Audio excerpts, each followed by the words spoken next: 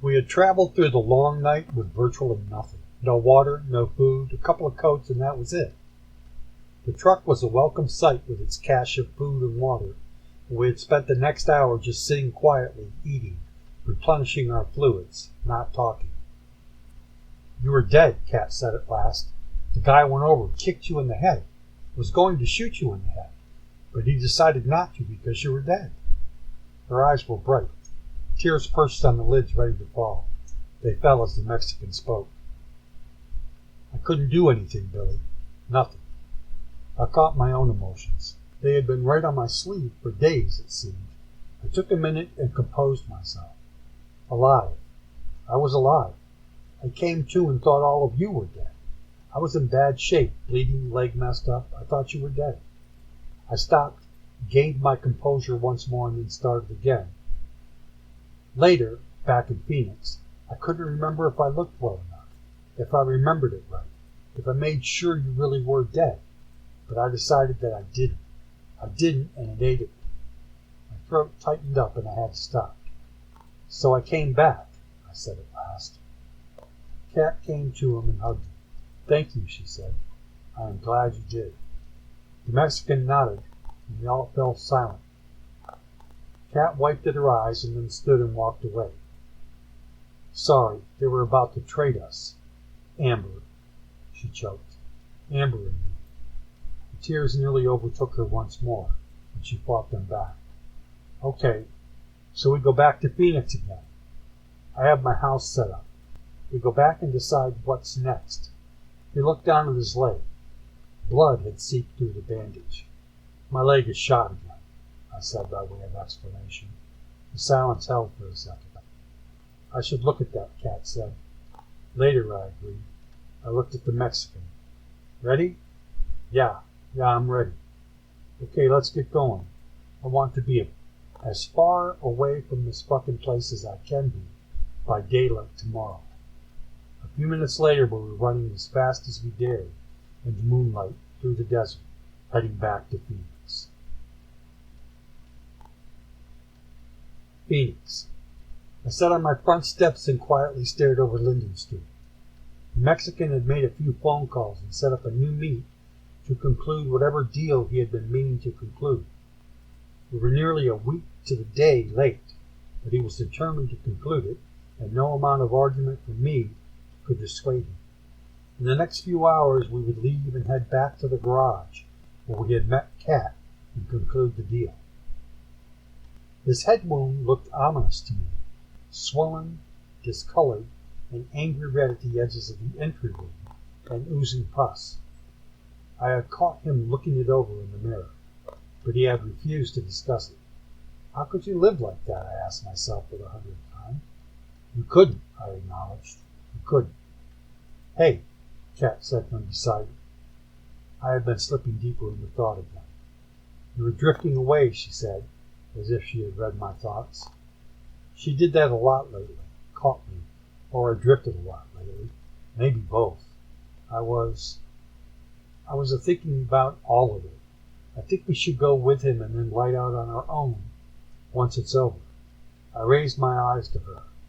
We hadn't spoken of a change in our relationship, but we were spending the nights together now. It had simply happened, and I didn't want to lose that. As legit as anything in this world. She shrugged. She looked around the street and the houses. You can't stay here. I know you know that. I know. I looked at her and waited for her acknowledging nod. We can head to Alabama. I know the coast pretty well. We can be there in a few days, Kat added. Can anybody join this conversation? The Mexican asked as he walked out of the house and sat down next to Billy. Billy laughed. Join in. We were talking about Alabama. After, Kat said. Ah, it's a no-brainer, though, isn't it? The Mexican asked. We think so, Billy agreed. His face was pensive. Got concerns, amigo? The Mexican asked. Same old stuff. Really, it's all about whether you are coming with us or not, Billy said. The Mexican nodded. I think so. I've been thinking about it, too. He sighed. Kat raised his eyebrows. The finality of it all. I mean, finish this as a matter of honor. Not to these putas, but to me, the Mexican said after a lengthy pause. Billy nodded. I get it. It's the same for me. That's what we were just talking about. So, Billy brushed his hands against his jeans and then stood from the step. He flexed his leg, stiff but pain-free. He needed exercise to work the rest of it out. I guess we should go get a truck and get moving. Cat and the Mexican stood with him. Where do you think for a decent truck? The Mexican asked. Probably check out on the strip. There are a few custom shops out there. About a dozen car dealerships and a few truck dealerships. I'd like to find something set up for off-road. Save us some time screwing around. Probably save road time, too. Those places are used to cash deals. It won't raise any eyebrows. Makes sense, the Mexican agreed. Billy reached over and retrieved his rifle from where it rested against the porch post. He slung it over his shoulder and shrugged once to make it comfortable. He stared into the open doorway in the house and then stopped. We don't need anything here. We were running low all the way around. About time to resupply. He took 2 quick steps to the door, tugged at the handle, and began to close it. He stopped with the door still partway open and laughed uneasily. I guess it doesn't matter anymore, he said. Cat smiled, a small, sad smile, and she shrugged and turned away. Not really, the Mexican agreed. Billy released the door handle, turned, and stepped down off the porch. He turned and looked at the house once they were a few hundred feet away. He walked backwards, taking it in for the last time. He turned and caught up to Cat and the Mexican. He didn't look back again. The gas station again. We almost made it in one piece. We stopped at a little diner just over the border to wait out the afternoon. The place looked mostly deserted, empty at least of bad guys. A half-dozen vehicles scattered across the lot. A worn-out church bus parked to one side, with a dozen villagers gathered around it, flies buzzing, the sun beating down hotly, and a few scrawny chickens pecking at the hardtail of the parking lot. We had all 3 climbed out of the truck to stretch our legs after looking around, but all 3 of us had not been so complacent as to leave our weapons behind us, and it was a good thing we brought them with us. Just as we crossed through the glass front doors into the cool interior of the small diner, they had opened up on us from the direction of the bus. We scattered in different directions. I turned as I jumped sideways through the storm of flying glass, and I saw the old church bus lurch forward, back around, and then head for the diner at a crawl, the driver ducking down behind the wheel, and then stealing looks over the top of it occasionally to adjust course. I shut everything out, focused on the spot on the steering wheel rim where I had seen him, and then squeezed off a shot when he popped back up. He went down. I was sure I hit him, but there was no time to wonder. As the truck continued to lumber forward, we opened up on it in an effort to stop it. I rolled, regained my feet, and opened up on 2 men running alongside it and trying to use it for cover. We had the advantage. The diner was cool and dark inside. The parking lot was bright sunshine. We had no trouble seeing the men in it. They were both dead before the bus rolled over them, dragging one of the men with it as it suddenly turned hard right and skimmed past the front doors, the driver bouncing lifelessly behind the wheel, and then headed back toward the road and crashed into the ditch on the opposite side. A long red smear marked its trail across the road. I turned back to look at the Mexican, but he was already stepping through the shattered glass, stepping around the long countertop he had apparently been behind. Limping, I saw, an alarming amount of blood seeping from one leg, staining that leg of his pants nearly red. I became aware of a stinging sensation on the side of my cheek, and just as I raised my hand to touch my face, the Mexican spoke up. "Let me see," he said, pushing my hand away from my face. "Amigo, you got hit." I thought at first that it had been the flying glass from the front windows, but he quickly crushed that train of thought when he said, "Looks like one of the rounds that took out the windows got you, Billy." It's going to scar, but you'll live."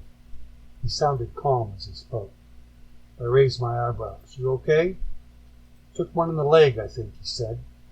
The entire right pant leg was shredded, as well as being soaked with blood, and as he carefully pulled the material away from his leg to get a better look, I could see the torn flesh beneath. I remember thinking it didn't look good. I had him lean on me as we hurriedly headed for one of the booths at the front of the diner. I brushed the glass away from the cheap vinyl seat top and eased the Mexican down on it. I pulled out a small pocket knife and quickly cut away the remainder of the pants leg.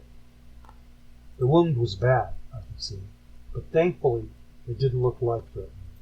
With all the blood, I had been convinced that I would find that one of the large arteries of the leg had been nicked or even severed. That wasn't the case, however, and the flow of blood was already beginning to slow. I folded the pant leg into a small square and held it over the wound to further slow the bleeding. "Billy," he said, "I got a first aid kit in the suitcase. Stitch it up. Green one. Bolsillo. Side pocket. Zipper." "Going," I said. I sprinted across the parking lot, looking everywhere at once. I saw nothing at all, but, I reminded myself, we had seen nothing at all when we had driven in. I grabbed the green suitcase and opened the side flap like he told me, and pulled out a flat leather-wrapped package from inside. I kept my eyes searching outside as I came back, but I saw nothing. The only sound was of the bus, which was still running in the ditch across the road. I opened the first aid kit, knelt, and the Mexican took a container of dental floss and threaded the curved needle. "You'll have to do it," he said. I nodded, took the needle, and began stitching as best I could.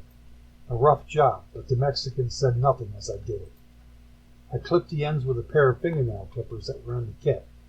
"Dios," he said as I finished, but a small smile appeared over the tight set of his teeth. I smiled back, surprised that either of us could. But a glance over at the crumpled form of Kat's body quickly wiped away the smile. She was pushed up against the back of the counter. Even from here I could see her head look strangely misshapen. I began to rise, on autopilot, I guess, and the Mexican caught my forearm and pulled me back down. "Don't," the Mexican said. "It isn't pretty. They got her immediately. Nothing we can do for her." I swallowed hard several times, fighting back tears.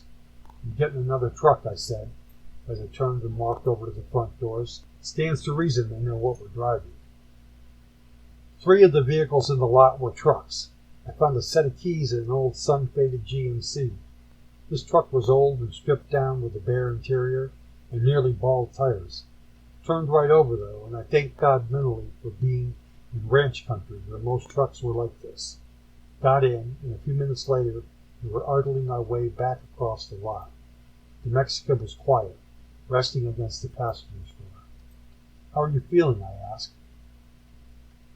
"Not bad, but I am about to feel much better," he said, raising a small pint of whiskey. He took a deep sip and then offered it to me. I took a pretty good hit, and the heat that burned its way into my belly seemed to straighten my head out quickly. I handed the bottle back, and he made it disappear inside his jacket. I eased up on the roadway. It was clear in both directions. My eyes swept over the drying smear of blood across the road that was now drawing flies, and I shuddered involuntarily. I turned right and found a small campground a few miles back down the road, just outside of the town. The place was deserted, so I drove down into the dirt parking area and parked by what was advertised as a lake, but looked more like a swampy pond. The roof line of a rusted Chevy Impala rose just above the foul-smelling water. It was near dawn. The sun, a red line on the horizon. I wore no watch, but the Mexican kept track of time on his. The Mexican was bad off, coughing and spitting blood out the window every few minutes, but he said nothing. He never complained. We sat and watched the sunrise, listening as the birds woke in the trees and began to call back and forth to each other. Finally he looked at his wrist one last time. Just as morning was coming on full, he told me to drive to the gas station, along the border. I had thought the place would be crowded with cops, gunmen, something, but I was wrong. The hound dog still slept in the open garage bay doorway, and the thin man with the greasy black hair was now wrenching on an old Chevy. The hanging phone handset had been replaced, the blood cleaned away, except on the wall where it had dried to a maroon smear, untouched. "Check that fucking phone. Make sure it works," the Mexican said. I got out and checked for a dial tone, nodded at the Mexican, just hung it back on the hook, and it immediately rang in my hand. "Well, answer the thing." "Dios," the Mexican spat. He went into a coughing spasm. I picked up the phone, and an unintelligible string of Spanish launched itself into my ear. I held it away. "For you," I said. He groaned and levered himself from the truck, stumbled, and then made his way to the payphone. He took the gun with him. He spoke calmly into the phone for a short time. No rushed spate of Spanish this time, but a low murmur that I could not make any more sense of than I had the rush torrent of Spanish. After a time he took the headset from his ear, pressed it against his chest, and spoke to me in a whisper. "Take this fucking gun." He handed me the gun that was all splattered with gore, and he pulled a second one, equally messy, from his coat pocket. "Watch our backs, Blake," he told me. Thankfully, when the gun hit my palm, I automatically thumbed off to safety. As I stood there, feeling how solid the weight of that gun was in my hand, how calming that could be, I heard the suck of rubber against the asphalt, the way it will when the road is really hot. The car slowed and pulled into the station. I saw none of that, but only perceived it from what my ears told me. A short conversation in Spanish between someone in the car and probably the thin man with the greasy black hair wrenching on the Chevy, and I knew that someone would be coming around the side of the gas station in a matter of seconds. The Mexican heard the same things. He hung up the phone and put one finger to his lips, lurching his way back over to the truck, and leaned across the front of the grill for support, his gun pointing over the hood. Not knowing what else to do, I slipped back behind the passenger door and followed suit. "We should be good. Don't just start killing, but you be ready, because you never know, muchacho." 3 of them came around the corner, 2 men I had never seen, and the greasy-haired thin man. He stopped short when he saw the guns aimed at him. "Dios míos," he stuttered. "Ya vámonos," the Mexican said. The greasy-haired thin man slipped backwards and disappeared around the corner. The other 2, hard-eyed older men, stood their ground, no weapons in their hands, silence held for what seemed a long while. "Well, you got it?" one of the oldsters asked. It came with such a thick accent that I had to take the time to figure out what he'd said. "You get it?" The conversation switched to a quick flurry of Spanish then. That went back and forth between the 2 men and the Mexican for a few minutes, and then silence came back so hard I could hear a bird calling in the distance, the sound of a big rig on the highway, and that was a few miles away. One of the oldsters nodded, turned, and walked away. He came back around the corner of the building a few minutes later with 2 large duffel bags and tossed them on the ground between us. They slid a couple of feet towards us and then stopped in front of the truck. "Get them bags, amigo," the Mexican told me. I looked at him like he was crazy, but of course he was crazy, and there was nothing I could do except come around the hood, pistol in hand, and my eyes on those 2 older men. I stopped by the hood when I suddenly realized I had a problem. I could not pick up 2 duffel bags without putting the gun away. I debated briefly, stuffed the gun into the waistband of my pants, and picked up the bags. "In the cab," the Mexican said. I levered the door to the cab open and set them inside. "Get them suitcases." The 2 men came forward and lifted out the suitcases from the bed of the truck. The Mexican and the 2 others stared at each other for a few moments. Then the oldsters walked away. I watched them turn the corner, and they were gone. I started to get back into the truck when the Mexican wagged his head and put one finger to his lips. I pulled my gun back out, scared to death. It was maybe a second after I got the gun back in my hand that the two came back around the corner looking to take us out. I shot first, unintended, pure reaction. The gun was in my hand and happened to be pointed in that direction, and I fired out of reflex. One of the oldsters' heads exploded. Something tugged at my collar, and then the Mexican dropped the other guy. A second, less than a second, and it was over. The silence didn't come again, though. This time there were some sounds in the sounds. The hound dog up and baying, excited voices in Spanish somewhere close by. Now we go, the Mexican said. Now we go, amigo. I needed no coaching. I was in the truck and backing out of the gas station fast, the rear tires hopping and screeching on the pavement. A black caddy sat on the tarmac, just past the pumps, engine idling. The doors open. Stop! Stop, the Mexican yelled. Get them bags back. I stalled the truck, stopping without pushing the clutch in, ran to the Cadillac and got the bags along with two others from the back seat. I threw them all into the back of the truck, and I had started back to the driver's side when the Mexican suddenly shot. I didn't think. I just hit the ground. I didn't come back up until the Mexican began cursing at me in Spanish to get me back to the truck. I looked back at the gas station when I did.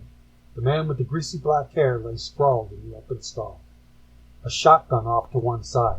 The hound dog stood stiffly, head in the air, howling. Blood ran from the man's body toward a drain floor. Voices raised in Spanish, loud, somewhere close by, and the Mexican yelling at me. I threw myself into the cab, got the truck started, and got out of there fast. And here I am now, running across the desert, heading to Mexico. Sunday night. The rest of this time has been fast driving. I kept expecting the cops at any moment, but they never showed up. I didn't even know that the Mexican had been shot again until later, when I realized he was coughing up less blood and sounded as though he were drowning instead. I cannot even say what it was that he died, but somewhere late afternoon if I had to guess. He had not spoken in some time, and when I looked over at him, his lips had turned grayish-blue. When I pulled him out to bury him in a little dry wash off the highway, I saw a new hole in the upper part of his chest, right through the shirt and into the lung on that side, I guessed. 2 chest shots and a head shot, and he had still been going. I couldn't see how he had lived, so I was surprised that he had finally died. He died well as can be expected, considering it is dead after all. He didn't cry or beg or curse. He just died, slipped away. More than a week of hell with this man, and I didn't even know his name. There had to be some sort of irony in there, didn't there? I thought about the girl, Kat.